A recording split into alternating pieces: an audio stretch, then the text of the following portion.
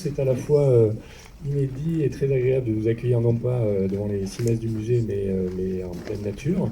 Vous savez que le musée de Vence est en travaux, la ville a engagé des travaux très importants qui étaient attendus, donc à la fois pour installer l'accessibilité pour les personnes à mobilité réduite, mais aussi pour la mise aux normes sécurité incendie et d'autres sujets. Donc le musée est fermé depuis début juin jusqu'à mars 2025. Mais on a tenu, quand les lieux culturels ferment, il est important de maintenir les activités. Et toutes les activités du musée sont maintenues. La microfolie a été installée au centre culturel municipal. Les ateliers pédagogiques vont se passer dans la chapelle du Calvaire, qui est juste ici. La boutique va ouvrir en face du musée dans un local proche, donc elle pourra continuer son activité. Et sur la partie exposition, dans la mesure où on n'avait plus de salle d'exposition, on s'est dit, mais pourquoi pas prendre le parti d'aller en plein air. Et on s'est dit, il y a un magnifique endroit qui est ce beau parc de la Conque, qui est un espèce d'écrin de verdure avec une richesse de biodiversité très intéressante, qui est d'ailleurs refuge LPO.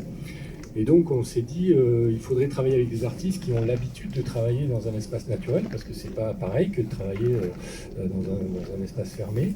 Et donc on a établi un partenariat avec une structure qui s'appelle Fait d'hiver, qui est dans les Hautes-Alpes, et qui est à la fois un centre d'art, un collectif d'artistes, et qui ont l'habitude de travailler comme ça dans des espaces naturels. Ils ont d'ailleurs un parcours qui s'appelle le parcours des fées, qui est en montagne. Donc on se balade en montagne et on tombe comme ça au détour d'un chemin sur une œuvre en pleine nature. Et donc on les a invités, ils sont venus repérer, ils ont été emballés par l'idée de travailler sur un parc urbain et non pas cette fois en pleine montagne. Et ça s'est construit sous forme d'une résidence artistique. Donc les artistes ont été invités, ils ont été abrités, hébergés à la Villa Lorraine pendant une dizaine de jours en juin. Et ils ont créé toutes leurs œuvres, assemblées, tissées, découpées, etc. Toutes les œuvres en utilisant beaucoup de matériaux naturels, certains qu'ils avaient amenés de leur lieu d'origine ou bien qu'ils ont trouvé sur place. C'est beaucoup des artistes qui ont une sensibilité écologique évidemment très, très importante. C'est quelque chose qui nous tenait à cœur. Donc c'est un parcours qui est un peu conçu comme dans cette période où il y a beaucoup de bruit et de fracas dans le monde. C'est un moment de douceur, c'est un moment de reconnexion avec la nature, avec soi-même, avec les autres peut-être, avec ceux qui nous environnent, qui peuvent être animaux, qui peuvent être des êtres vivants, qui peuvent être des végétaux. Voilà, donc je vous remercie infiniment les artistes et leur directeur artistique qui s'appelle Éric Loré, qui a été un formidable coordinateur de ce projet. Les artistes inaugurent aujourd'hui leur propre projet de festival qui est dans les Hautes-Alpes, donc ils ne pouvaient pas être présents, sauf Kim à qui je vais passer la parole et qui a une œuvre magnifique un peu plus loin. Ce projet-là a nécessité une coordination et une entente qui s'est, je pense, très bien passée, à la fois avec la délégation environnement qui a été très aidante sur ce projet-là. On a dialogué aussi avec la Ligue de protection des oiseaux. D'ailleurs, on a fait avec eux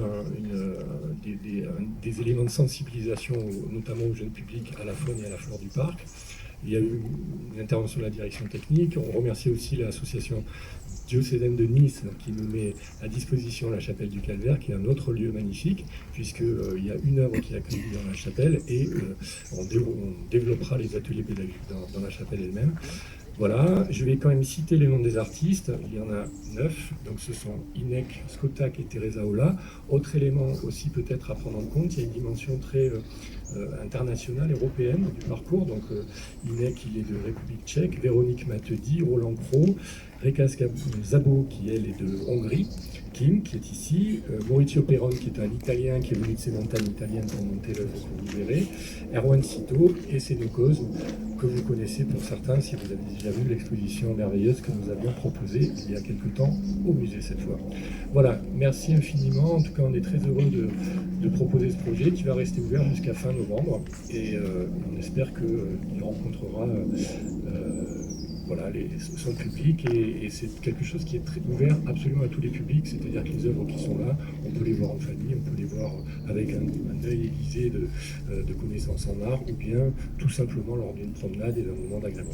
Avec cette dimension aussi ludique et de rapport presque au corps, c'est-à-dire que les œuvres, elles invitent, souvent dans les musées on n'a pas le droit de toucher, là au contraire, on peut se prendre en photo avec, on peut traverser, on peut monter pour aller voir l'intérieur de la soucoupe volante, on peut embrasser l'arbre pour écouter le cœur de l'arbre qui bat, enfin toutes ces découvertes que vous allez faire tout à l'heure. Merci beaucoup. D'être là, merci à la municipalité et au musée et à ce beau parc qui reste encore préservé avance de nous accueillir. Je suis assez ému et c'est très spécial pour moi, ayant grandi à Saint-Paul et aussi à Vence, de venir installer ici. Comme l'a dit Jean, et j'en discutais avec Cédric aussi, le co-directeur tout à l'heure, c'est une occasion très forte pour moi et très généreuse de pouvoir rendre plus accessible en fait l'art et sous beaucoup de formes à un public qui parfois hésite à franchir les portes des musées et qui a peut-être des croyances que c'est pas pour eux, etc. Pour moi, c'est mon angle en général en tant que plasticien, mais les installations in situ sont pour moi, quelque part pour moi, hein, je parle là pas au nom du collectif, mais l'excuse pour redécouvrir ces magnifiques arbres, ces collines et cette nature qui nous environne avec la faune, la flore, etc. Et donc je vous invite vraiment lors de cette visite à vous ouvrir à vos sens, à débrancher 2 secondes le cerveau et voilà, à vous rouvrir à vos sens. Rapidement, alors j'en fais pas partie mais je vais présenter le collectif Fait divers, même si Jean l'a fait tout à l'heure brièvement. C'est un collectif, donc il y a 10 co-directeurs, donc c'est une organisation très horizontale qui donc depuis 25 ans a installé un parcours de randonnée et d'art in situ justement dans la vallée de Crévoux, que je vous invite à visiter également, et qui également est commissaire d'exposition pour de l'art numérique. Donc là, ils sont en train d'installer et d'inaugurer en ce moment même à Mont-Dauphin, donc je crois que c'est le 04, en tout cas c'est les Hautes-Alpes. Voilà, je vais laisser la parole au maire de Vence et merci beaucoup et encore une fois, ouvrez-vous.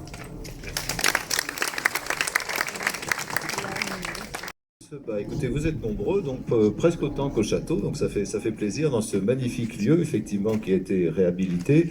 Donc Gilles Vernus, mon adjoint à la culture, Jean-Jacques Carry, qui s'occupe de la culture également, l'équipe du musée, vous connaissez tous, donc Monsieur Iborra, donc Cédric Fioretti, Père Daniel Breillet, je remercie de sa présence, un grand passionné d'histoire et de culture, qui nous fait l'honneur de sa présence. L'ensemble des artistes ici présents, merci à vous, voilà, donc dans ce magnifique lieu. Le parc de la Conque, labellisé LPO, comme vous le savez, refuge LPO, devient pour un temps le refuge des fées, des bonnes idées qui transforment le réel, magnifient la végétation, réparent l'abîmé et donnent à entendre battre le cœur des arbres. Aujourd'hui, la Conque est transmuée en une petite forêt fantastique où vous, spectateurs, pouvez agir sur un univers sonore prêt à s'éveiller. En un coup de baguette numérique, de lampe torche ou de smartphone, l'exploration invite à découvrir des fleurs fluorescentes qui réagissent aux sonorités et à l'intensité lumineuse. Ce monde étrange inquiète et interroge. Devrons-nous un jour remplacer une nature disparue par une artificialisation du monde végétal? Bien sûr que non, nous nous y employons. Même si nos déchets recyclés subliment ici la beauté de la nature dans un rapport poétique, ce parcours artistique nous alerte sur les effets dévastateurs des déchets sur l'environnement et la faune pour mieux les protéger. Ici, l'art vient au chevet d'une nature abîmée par l'homme et interpelle les citadins que nous sommes. Tels des ovnis venus sur nos soucoupes volantes, envahir une nature qui se portait tellement mieux avant de nous connaître. Je remercie nos équipes culturelles d'avoir imaginé un art de plein air sur d'autres cimaises et de contribuer à nous ouvrir les yeux sur notre rapport au sauvage. Une invitation à la lenteur et à la contemplation d'une beauté que rien ne pourra remplacer. Il était une fois Vence, devenu le refuge des fées, bénéfique qui transformait notre nature en joyau, où nous vécûmes longtemps et heureux. À tous, belle aventure et merveilleuse découverte de cet espace artistique qui sera rendu à la nature en décembre, comme ça a été rappelé tout à l'heure. À l'occasion de ce parcours, une signalétique de sensibilisation à la faune et à la flore de ce parc refuge LPO a été installée de façon définitive. À tous, bienvenue dans les bois enchantés et féeriques de Vence. Merci de votre attention.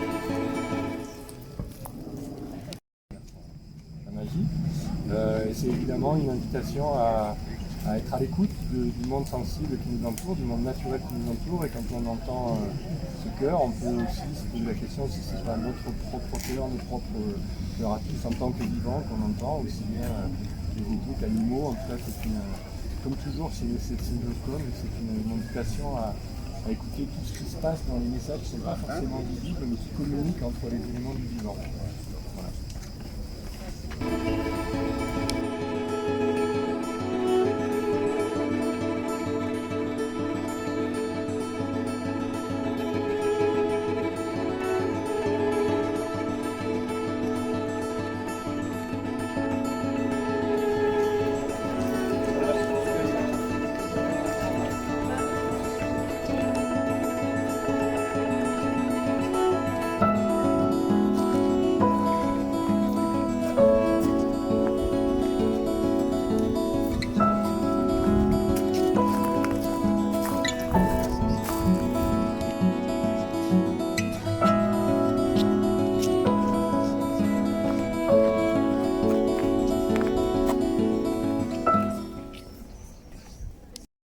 Hongroise avec un jabot, et en fait elle est partie de l'idée que Matisse avant et ailleurs d'ailleurs travaillait beaucoup depuis la fenêtre, et représentait depuis la fenêtre, et donc elle a voulu créer une fenêtre mais qui cette fois ouvre non pas sur le paysage de Matisse mais sur le parc, et donc c'est un jeu sur le cadrage, sur l'intérieur et l'extérieur, et elle l'a entièrement réalisé avec du bois qu'ils ont récupéré dans les environs, notamment dans les bois de la Cille.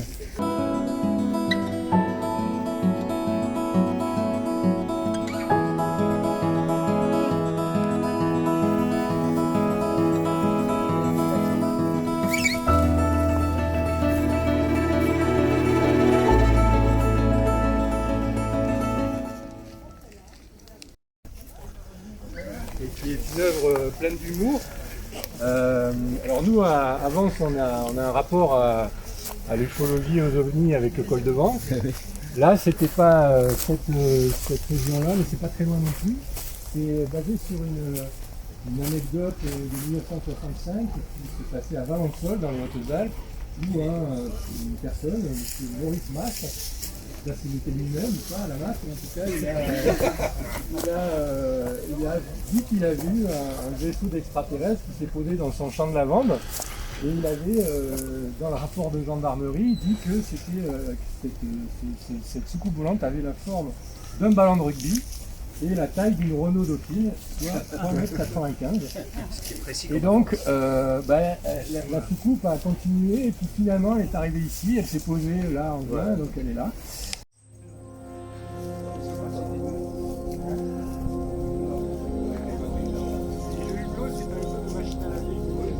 Et en quel bois c'est? C'était du peuplier, parce que ça se pliait bien pour faire le... Les artistes ont eu la pluie pratiquement tous les jours de leur travail. Pour lui en tout cas c'était plutôt une bonne chose, parce que pour le client c'était plus facile. Il m'a dit.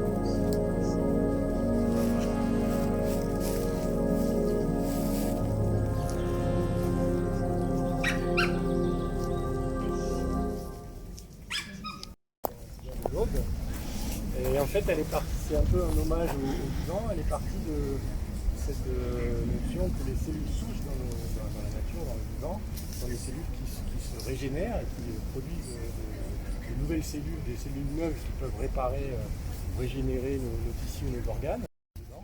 Et c'est aussi quelque chose, une œuvre qui, à terme et dès maintenant, peut servir aussi aux oiseaux pour venir nicher, se poser. Donc, et ce sont des œuvres qui, comme vous le voyez, donc elle est entièrement réalisée en clématite. En clématite, elle a mis la clématite dans sa camionnette pour être certaine d'avoir assez de matériaux.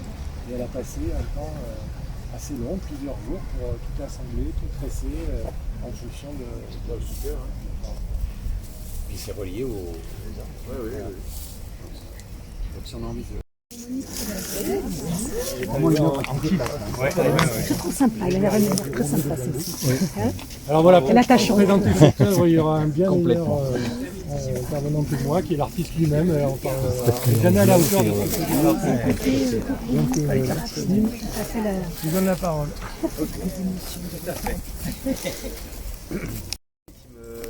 Alors, pour moi, il y a une grande portée émotionnelle et une vraie rencontre, on en parlait avec un autre visiteur tout à l'heure, une vraie rencontre avec cette créature. Alors la scénographie inclut le vent, c'est-à-dire que l'humain, nous sommes part de cet environnement. Et c'est justement pour personnifier cette nature qu'on croise sans vraiment la voir souvent. Que j'ai voulu créer une installation aussi massive et qui soit vraiment penchée, qui nous regarde et qu'on rencontre. C'est le type de l'installation. Voilà, c'est vraiment dans mon intention, je le disais tout à l'heure, mais de nous faire lever les yeux, de nous faire contempler plus, de ralentir et de moins peut-être penser et plus sentir, de nous ouvrir à nos sens. Et je pense que c'est un appel, j'en parlais aussi tout à l'heure, mais je pense que ça transcende un petit peu les générations et que c'est quelque chose qui va nous parler directement parce que c'est une créature, parce qu'on va la rencontrer, parce que c'est inattendu, qu'on l'a jamais vue avant. Et voilà, j'espère que vos sens sont touchés et reçoivent pour moi ce qui est une présence bienveillante et comme la nature qui nous entoure, comme les arbres, comme ces magnifiques chênes blancs qui nous entourent, qui sont protégés et ce bel environnement aussi, les oiseaux qui en font partie. peut le caractériser J'ai été assez inspiré dans la culture japonaise médiévale, mythologique. C'est les yokai, donc ce sont les esprits, souvent les esprits de la nature. Alors ils peuvent prendre énormément de formes, dont la forme d'objets aussi, et ils prennent aussi la forme d'animaux géants qui personnifient des environnements naturels qui nous entourent justement pour personnifier. Donc il y a des cerfs, des sangliers, mais vraiment gigantesques. Et donc oui, il y a... Alors après c'est un mélange. Il y a ce côté évidemment végétal. Oui, voilà. Je peux rajouter que c'était important pour moi, vraiment au maximum, de sourcer ces matériaux. Donc c'est du bambou. Et c'est du bambou qui a été sourcé très localement, dans le Cagnes-sur-Mer. Voilà. Donc, et qui n'est pas traité aussi, parce que c'est important en tant qu'artiste environnemental pour moi de polluer le moins possible en fait, parce qu'il y a des techniques de traitement, il y a des techniques de coating, etc. Mais j'en discutais l'autre jour avec un autre artiste. Donc ces matériaux-là vont pouvoir être, une fois qu'ils auront fini leur vie, être broyés et rendus au sol et amender en fait les sols et renourrir les sols. Donc c'est très important pour moi justement ce côté de respect dans l'acte aussi, pas uniquement dans le discours ou dans la philosophie, etc. C'est vraiment l'acte de faire ça. Et en même temps de pouvoir interpeller et faire lever les yeux aux gens. À sa place ici, hein, vous pouvez pas la retirer. Elle a épousé l'arbre. Donc il est arrivé avec sa palette dans le musée et il a mis une petite touche de peinture parce que pour lui il fallait terminer le tableau. Et donc hier j'ai croisé Kim avec encore du bambou sur le dos et je lui ai dit mais qu'est-ce que tu fais Kim? Il me dit ouais je vais rallonger un peu la queue. Donc là vous avez l'œuvre terminée. Ah oui, ils prennent de plus en plus d'ampleur. Toute la famille. Ouais, c'est bien possible. Il y a d'autres créatures dans votre palette, dans votre registre? Alors pas pour l'instant, non. En plus, C'est la première animale. C'est la première, ouais. Et c'est la première dont j'ai eu du mal à me séparer aussi. Il y a eu un vrai détachement émotionnel à opérer quand je l'ai laissé à Crévoux le dernier soir après avoir fait les dernières photos à 2h du matin. Et où vraiment j'ai eu comme un enfant. Un enfant. Ouais, alors peut-être pas un enfant.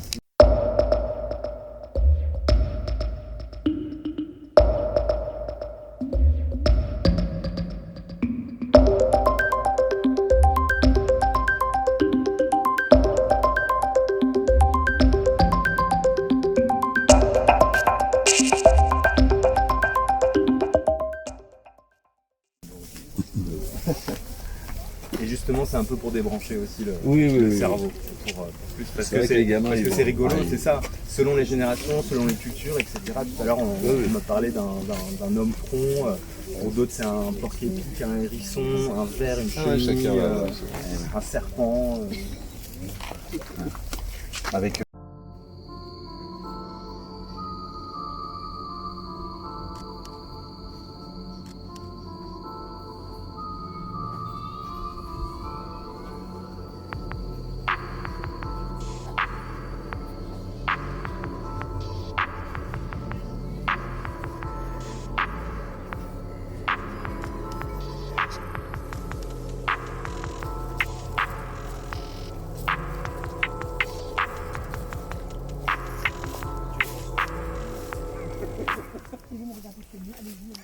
valise ouverte, on est invité à traverser une valise qui est mise sur un chemin comme ça.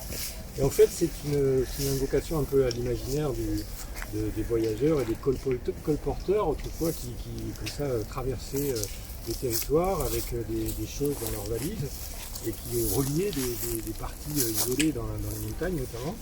Et aujourd'hui, cette notion de voyage, elle peut évoquer d'autres imaginaires.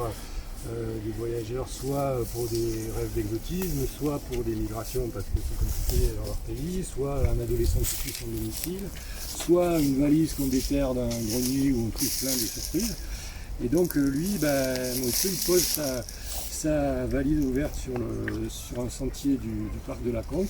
Il nous invite à la traverser et la façon dont il l'a fait quand on l'a fait avec lui, c'était très sympa, c'est-à-dire qu'il dit avant de traverser, vous réfléchissez à un souhait dont vous voulez ardemment qu'il se réalise et une fois que vous aurez traversé, si tout se passe bien, il va se réaliser. Donc, monsieur le maire et vous tous, je vous invite à bien réfléchir au souhait et après vous traversez. Il y a un petit côté rythme initiatique. Ouais.